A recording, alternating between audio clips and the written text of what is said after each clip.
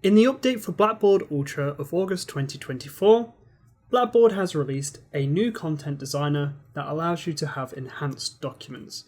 This has replaced the old document designer for something that is more customizable, allowing you to move various different content across your page for new, unique and interesting looks, similar to how a blog will be displayed on things like Sway or SharePoint. To create a new document, it works the same way as it originally did. Simply hit the plus, create, and then select document to launch the new document designer. From here, you'll be asked to select the type of content you wish to add. For normal text, simply hit the content and you'll see the text box appear as normal. From here, you can create content by typing or copy and pasting in, and select the font features as you would normally. What you can see on the screen now is I'm able to reshape and resize my text box so it fits appropriately on the page for how I want to design it.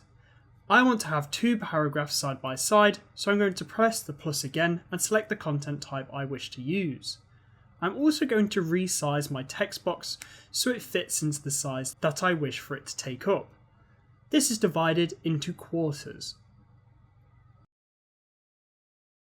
What I'm going to do now is create a secondary text box to go alongside that. So I'll press the plus and add content again. I'm going to copy and paste some text over from a Word document and change the title. From here, if I select the box I've just created, you'll see it gets highlighted in a purple square. From here, there are 6 dots, and that allows me to reposition the text by holding my left click and moving the article across the page. When there's a purple box, that means that item will be dropped in that location. You can do the same with images as well as other documents and embeddable items too. I'm going to create some content again, copy and paste this over, and this time I want to add an image of some wildlife in Japan. So I'm going to press the plus icon. This time I'll go to File Upload to access some photos I've saved to my device. Select my photo, and then I'm going to choose the file options. So what's the display name, alternative text, and if I want this resource to be viewed or downloaded or both. From here, just like we did previously, select the 6 dots, hold your left mouse button and move that item to an appropriate place on your document. From here, I can resize and reshape that image to fit the page that I'm designing. I can also add my LTI and YouTube videos like I could in the previous document. Simply select the plus, then select content. From here, you'll see a plus on the right hand side of the font box. I can select YouTube video or content market. Selecting content market shows the LTIs that I can embed into a document. Currently we have items like Padlet, WooClap and Panopto. And I'll also be able to add YouTube videos and embed those in too. I'm going to search for Japan sightseeing, but you can also copy and paste the YouTube URL into the search bar and then select the video you wish to embed.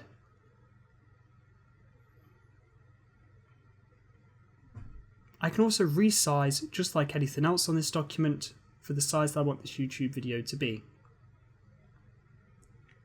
If I scroll to the top of the document, I'll also see an undo and redo button, so I can undo any mistakes or redo what I've just created. Be sure to give your document an appropriate title. The last thing I want to cover is simply that I can convert a document and upload that onto Blackboard. So here I've got the Japan document that I've been working from, and I can select that and convert that into a Blackboard document fairly easy. This will take my document, and if I have formatted it on Word, it will take that format and replicate that onto Blackboard. In my case, I haven't formatted it, but I can copy and paste this and move all of the information across into a space that is more appropriate and a style that I like that fits my page.